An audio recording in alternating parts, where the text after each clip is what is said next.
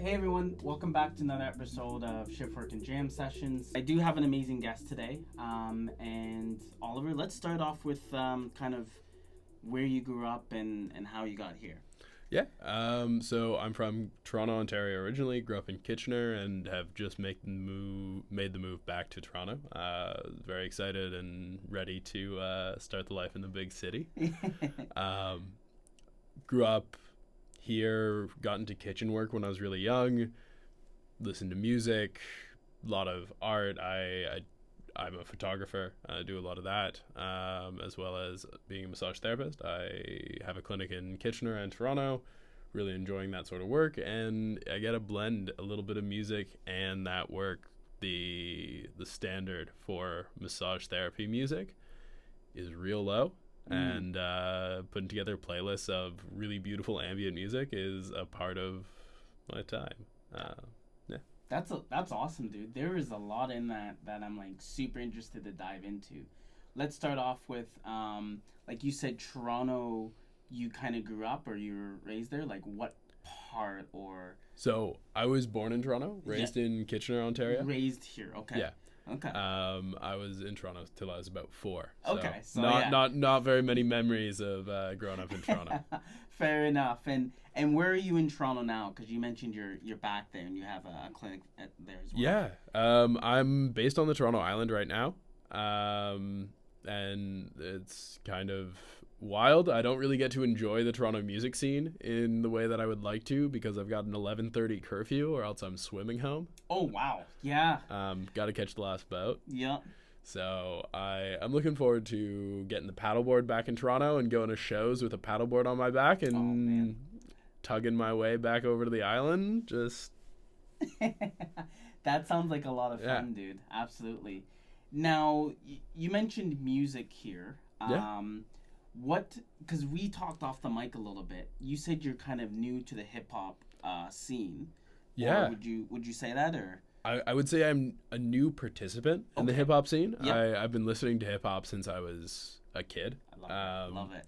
Like grew up on the Beastie Boys, grew up on Swollen Members, grew up a little bit of everything. Have recently, with the photography that I've been doing, done a bit of traveling and been able to sort of pierce the veil of music and come into some venues that I wouldn't normally be quite accepted in. Mm-hmm. I went down to Philadelphia and got into a house show with like some beautiful up and coming artists doing amazing work, and got to sit down, chat, and eventually photograph a number of sets at that show.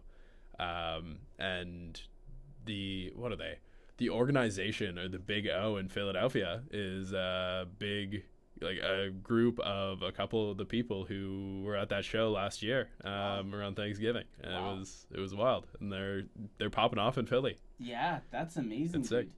And how did that opportunity kind of come about? I was down in Philadelphia. My friend's little cousin was working on getting into producing. And I told him, like, listen, man, we're here for a couple days. You need to take us out to a couple shows. And we showed up, and he's a young kid, and he's still trying to find his sea legs in that sort of place. And we were able to just jump in, start doing photography, start talking to people, and help him get a little bit more comfortable and put out some amazing images. That's amazing, dude. That's amazing. And let's pull back a little bit here. Let's go to another kind of, because I feel like, especially when I talk to you off the mic too, there's so many layers to you, dude, that it's amazing, and you're such a special human being. Like, tell us a little bit about the photography end of yourself. Like, when did you start getting into that? Where do you hope to be? Like, photography-wise. So photography-wise, I must have picked up my first camera when I was about 8 or 9. I was on a hiking trip with my parents and a family friend, and there's a camera, and I was very, very interested. Yeah. I was given the camera. It was more money in, like, far too expensive for a 9-year-old to handle, in my opinion. But I fell in love with the ability to, like, capture an image, and I saved up 2 years allowance, bought a $200 camera, and shot with it for years and years until it broke on a trip to the AGO. I think I biked out to no, I was biking in Toronto. I was locking up my bike, my camera bag fell, and that was the end of that camera. Yeah. And yeah, I've just been shooting for as long as I can remember. Is there something specific, like, you have people that do portraits of people or landscape, or is there something that you particularly like, or is it kind of the whole spectrum? I really like doing creative portraits. Okay. So for my portraits, I'll often use handheld lights, I'll use flashes, and long exposure to create these sort of dreamlike images of, like, shifting faces or people posing with themselves in this sort of ghostly visage. And yeah, I really, really love doing event photography as well. So I've been photographing a number of, like, dance events around KW, both salsa and, like, rave stuff. Oh, wow. And again, using that long exposure and a flash, you're able to capture these unreal images of a single crisp face in a blur of color, which is a lot of what I do. That sounds like fun. Where can people find kind of your work? Because I'm super interested right now. How do we find that? So It's Another Photographer on Instagram. Okay. No space. It's Another Photographer _ instead of spaces. Okay. But if you just type in It's Another Photographer with spaces and capitalization how you would normally, you'll find me. It'll be a black picture with a blue me on it. Perfect. And there's lots of stuff there. And is that where you post most of your photos? So, like, we'll find all of my photos. Yeah. Well, all the photos that I actually post, it's maybe a drop in the bucket of what I actually take. And I feel like, can you go through, like, as a photographer, go through the process of taking that shot, like, especially at, like, an event, or because you mentioned you do kind of your own lighting as well. Can you kind of walk us through a little bit? Yeah, I'm not going to go into tech specs because that's a little bit boring. But go into a space, feel like, specifically at events, obviously, I'm thinking more dance, creative, a little bit trippy spaces. I'm shooting maybe, I can't not go into tech specs. I'm shooting maybe an 1/8 of a second open with a flash timed to the end of my shutter. So I get movement and then I freeze on the person and I get my flash, and sometimes I do it the other way around where I get the flash at the beginning and it is open at the end. But it lets me get a crisp image with blur, and sometimes I will do multiple flashes with an off-camera flash during those events. It's going into a space, really kind of just feeling it. I'm usually dancing. I'm usually having a good time along with everyone else, because there's no point in doing anything if you're not enjoying yourself. Absolutely.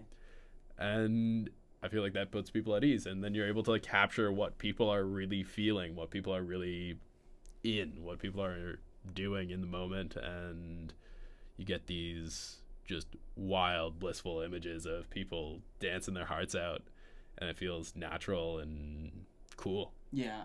And peel behind the curtain here. I've looked at his Instagram. It is awesome. It's, like, so cool, dude. Like, I've spent hours just like, how did he do that? How did he do next picture? Yeah, that's amazing, man.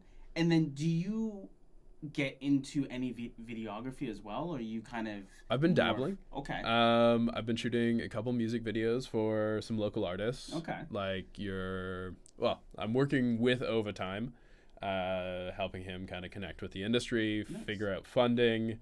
And I've shot I've shot part of a music video for Chris Wansk, which is another artist around KW.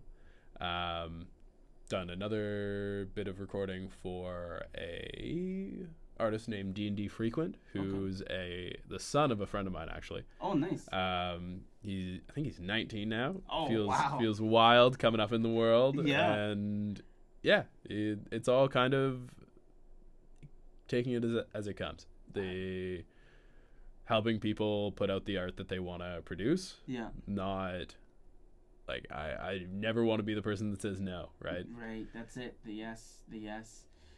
With that style that you do, Ollie, do you have an idea and bring it to the artist, or does the artist have an idea and kind of say, this is what I'm looking for, can you help me achieve that? Or is it kind of a mix? So usually with the photography, it's all my vision. We have sometimes it's just me being like, this is a place that I want to shoot. And then being like, whose look matches this place.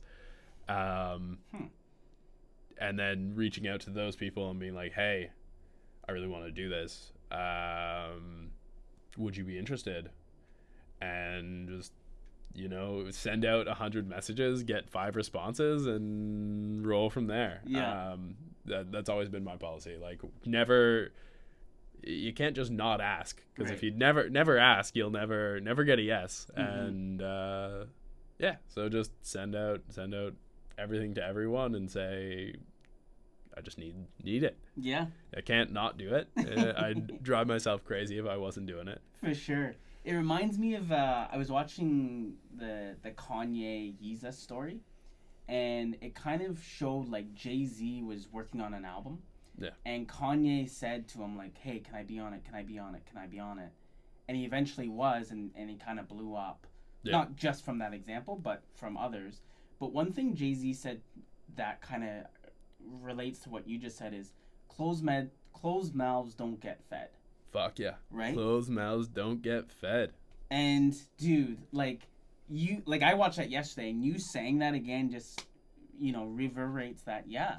Ask. You never know what can happen. It's one of the things that have served me so fucking well in my life. Yeah. Like you might you ask for 100 things and you'll get one of them. Yeah. And you can't go into it expecting people to do stuff for you.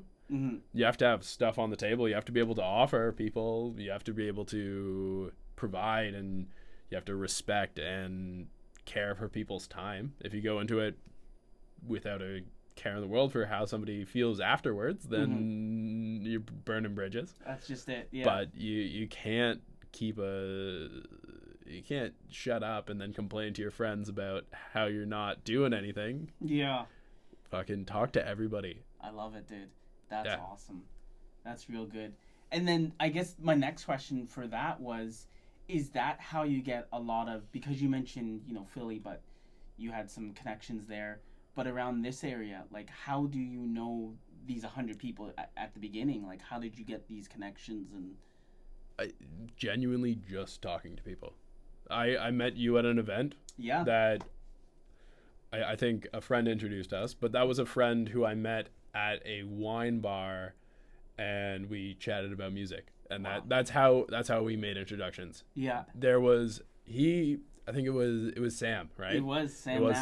Sam Nabby. So Sam Nabby was talking to a couple of his friends about a particular album that I knew and cared about. It's about 6 months to a year ago. I can't remember what the album was, but he was chatting on, and I heard it, and I was like, I know that, and I have opinions, and I care about it. Yeah. And I said, hey guys, do you mind if I butt in for a minute? I'd love to listen. And I sat there, I listened, and then we chatted. It was stellar, and be interested in other people, learn as much as you can, and people love teaching, people love talking, people love connection, and you just roll with it. Absolutely. Another thing I had to ask for you, Oliver, is because you're kind of younger and in that generation that grew up with social media, grew up with technology. Do you still find, because what you just mentioned there, how we met at an event, we were there. Yep. The wine bar, we were there. Do you feel like the internet and Instagram and Twitter and all these things have lessened those communications or expanded them? Like, where do you feel on that line? Yeah, that's a really good question. I, in addition to being all the things I am, I'm also a massage therapist. Mhm. I tend to read some papers when I do, and there's a really fascinating paper about social media and how people engage with it relating to their quality of life.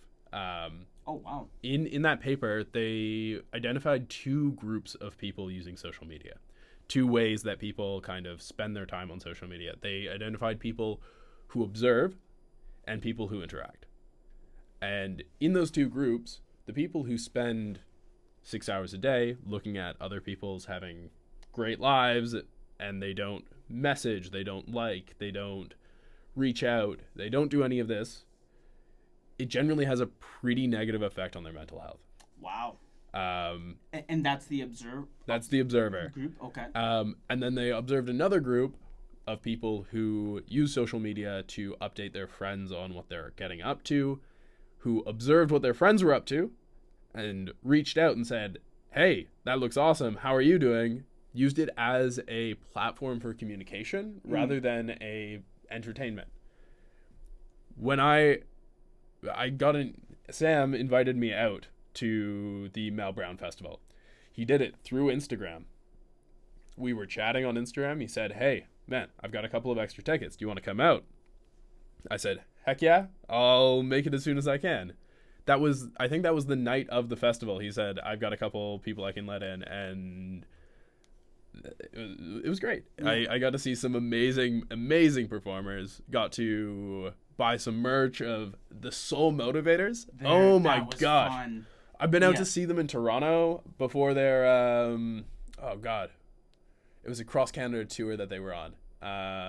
It might still be going on. I think it still is. I think I saw them in Alberta recently. Yeah. Getting out to Vancouver. Yeah. If you're in Vancouver, let your friends know that the Soul Motivators are on their way, ready to get you going. Yeah. They're stellar funk musicians. Yeah. The best I've heard in my lifetime in person. I can't disagree with that. That was a lot of fun, dude. Yeah. Like the fact that I think he's in love right now. No doubt about that. The fact she was in the crowd, I don't want to give away too much, but in the crowd dancing, you're like, who's that? And then all of a sudden, their second song, she's up there. And it's like, oh, that's the main. You know what I mean? That's the lead. Yeah. No doubt. Yeah, that was a lot of fun, dude. There was a lot of good performances that night, too. But again, it leads all back to reaching out and on Instagram, right? Yeah. Using your social media platforms for communication. There's social media. Yeah. It's you're there. You have the ability to be like, oh, that artist? Let's shoot him a message. And hell, nothing might come of it. But if something does, appreciate it. Yeah. Closed mouths don't get fed. Absolutely. You gotta start saying something, start communicating with people if you want to do what you want to do. You got to tell somebody what you want before you can get it. Absolutely, dude. I'm hyped because I'm about to just blow people's phones up. So baby, yeah, it might be you for sure. And speaking of closed mouths don't get fed, tell us a little bit about your massage therapy, man. You said you have 2 clinics now? Yeah. So I've been practicing out of Frontline Forward in KW, and I also have just opened Toronto Island Wellness. Congratulations, man. Yeah. Again, it feels totally unmanageable, and I don't know what I'm doing. And if you are an accountant, reach out to me. I would love to take you out for dinner and have a conversation. Yeah. But I don't know. I'm making mistakes. I'm learning from them. And we just had the first big advertising push, and the next day we had 4 clients in. Oh, wow. And that, for a clinic that is less than a week old, is big. I've got clients booked for the following week, and we're working on having a full schedule. That's legit. It's on its way, and it's been a huge learning curve. I've been doing things that I'm bad at, doing them poorly, and learning how to do them better in that process. It's been a real experience. When it comes down to the actual massage therapy, I think it goes back to communication. I think everyone's trying to feel heard, feel listened to, feel safe, accepted, and cared for. And that's really where my sort of outlook comes in that sort of practice. Being able to provide somebody like contact, physical contact with, sure, there's the rehab portion. I work a lot with people who have had like knee replacements, hip replacements, people who have been in motor vehicle accidents, just all sorts of trauma. And we get people back to moving, low back injuries all the time. And the first part of doing any of that effectively is listening to somebody and saying, that's hard. Let's put a plan in place. And giving them the confidence that you have their back and you're working in their best interest and that things will get better. And then having the knowledge to back that up, which is a big part of it. Yeah, but not just saying it, but being able to provide it as well. Yeah, absolutely. That's amazing. And with that, you said you have one in Kitchener and Toronto. Are you back and forth then? Yeah, I'm spending 4 days a week in Toronto and 3 days a week in Kitchener. Immediately after we get off this call, or out of the studio here, I'm going to be dropping off my car and hopping on a train. Oh, shoot. Running back to Toronto. Yeah, okay, dude, that's a busy life, eh? I don't think I'll be able to do it for 5 years, but I think I've got another year or two left in me. Yeah. Hopping city to city. Got some juice in you still? Yeah. We're young. We're ready to go. That's right. We won't do it forever. Right. It's not the long-term solution. Eventually, I'd love to be able to go hands-on, or hands-off rather, and take on a little bit more responsibility, take on some practices, and just kind of teach people how to be awesome therapists, take on a mentor role in the 10, 15 year timeline. Right. And give people the support that they need to be the clinician that they want to be. That sounds amazing, man. And it sounds like you want to give back too, because right now you're saying, you're on your way, there's a few mistakes, there's a few things you're learning. But if you had a mentor right now, I'm sure, like yourself, 15 years later, man. Telling you things. Exactly. Right? I do. It's more Brian. God, I wish I remembered his last name. The owner of Frontline Forward and Angie. The pair of them are just stellar people and leading by example, being able to watch them know that they're not doing perfectly and do the best that they can by the people that they have brought on. Yeah. It inspires me to keep trying even though I'm not perfect. Blake over at Modern Physiotherapy, recently opened physiotherapy clinic, has been an amazing clinical mentor to me, giving me guidance through a lot of sort of joint clients where he gives direction and I follow it, and being able to follow kind of his thought process in a rehab program has been a blessing that I would pay for, I think. Yeah, but luckily I'm getting paid because I gotta eat. Yeah, you gotta open your mouth and eat for sure. Absolutely. So I wanted to ask, because you mentioned something about, right now you're in the massage therapy. You mentioned something about sound therapy, something that you're maybe in the future look at as well. Yeah, so I've got a pretty decent studio set up at the house on the island in the clinic. And I'm working with a contractor, trying to find the right person to come in and put together a sound therapy program. I'm going to offer it in tandem with massage, or maybe independently. We're still kind of on the drawing board. Yep. But I love the idea of being able to offer assisted meditation using just beautiful, beautiful artists, stellar music, and being able to introduce possibly a population that hasn't really gotten to know ambient music or like resonant frequencies quite so well to that idea, because it's beautiful. If you've ever been out to sound therapy, I highly recommend it.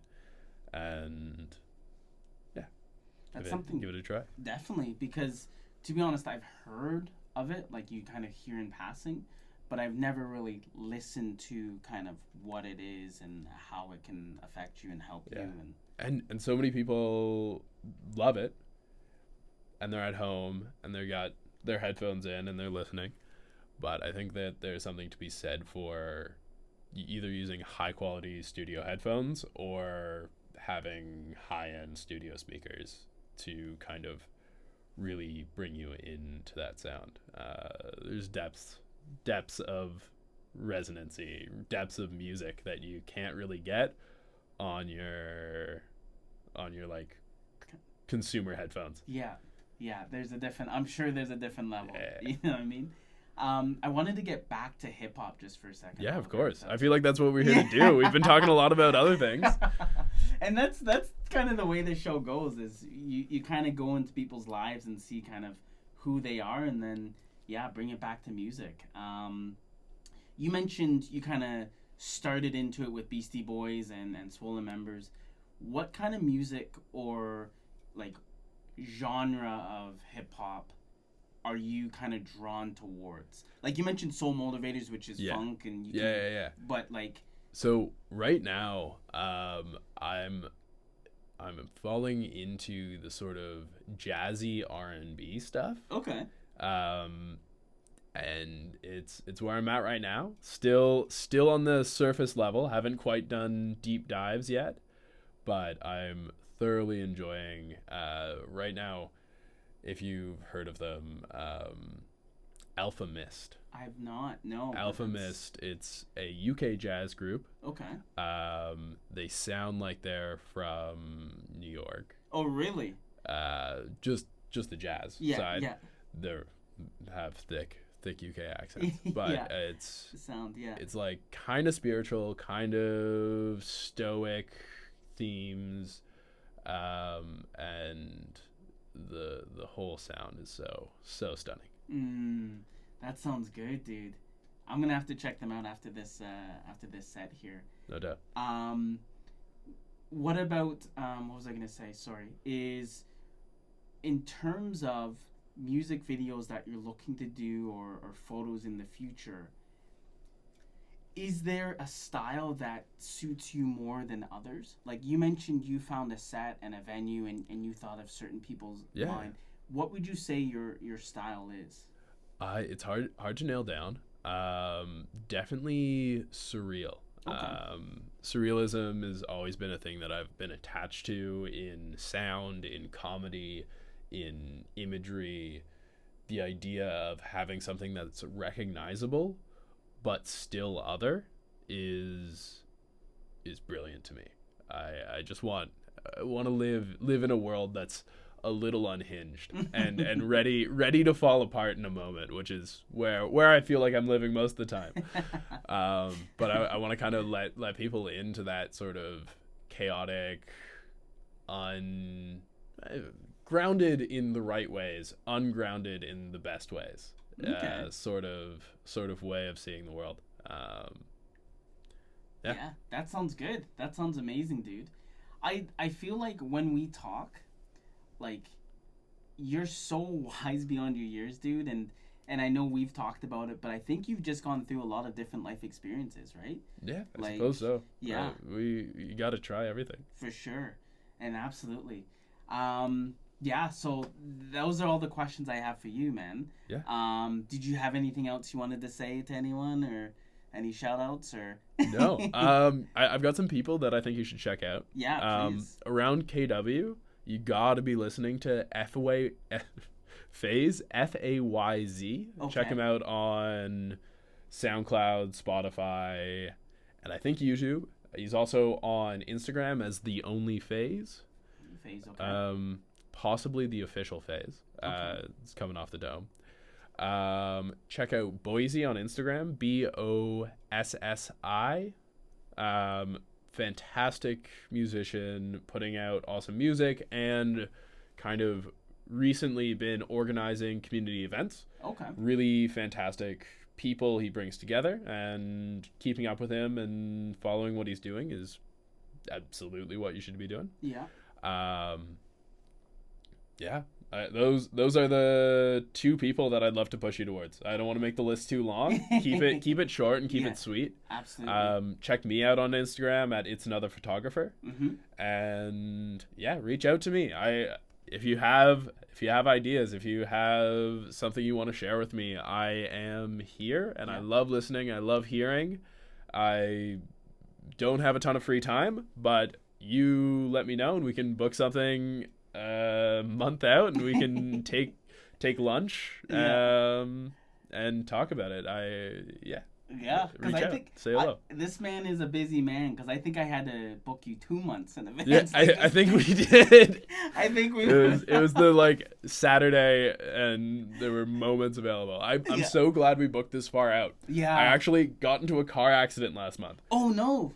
Everyone's fine, everyone's safe, everyone's healthy, but it really that month was crazy hectic, because I was currently opening the clinic. But the world throws everything at you at once, and then you keep moving, and suddenly things are going smooth. That's right. No, awesome, dude. And maybe we'll end it on this last question. I know I've taken too much of your time, but I appreciate it. Happy to be here. Last question is, if someone asked you, and I know I've asked other people this question, but if someone asked you, does Kitchener-Waterloo, does Toronto maybe on a greater scale, does it have a sound?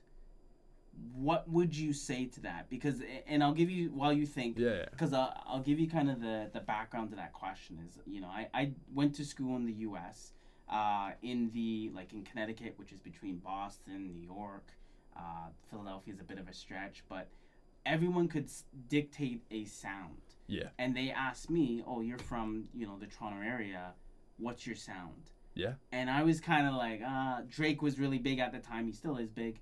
Massive.